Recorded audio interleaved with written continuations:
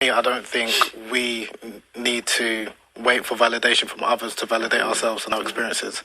And that's, for me, it's quite disappointing because, I mean, Sheikh Rakim knows, because we've had a number of these kind of panel discussions for years.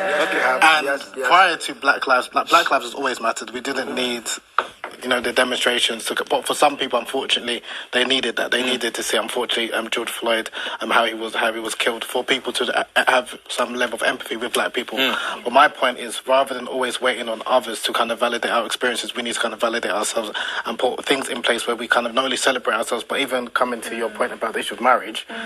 And even when you're speaking about like the black community, which black community are you speaking about? Exactly. Because there's the way the Somalis or East Africans, the way they interact is very different from West Africans. And then what happens as, for example, West African, when you maybe become more, shall we say, religious, and then you might go to predominantly Asian mosque, and then you're trying to maybe get married, you would then try and follow the way they do it in their culture, which is very different from our kind of culture. And male-female interactions in certain communities, whether it's the East African community, the West African community, to the South Asian community, is very different. And then you might be following their template, things like strict segregation, no interaction at all, and then all of a sudden you find out everyone's getting married because their families have arranged that, or they live within the same household.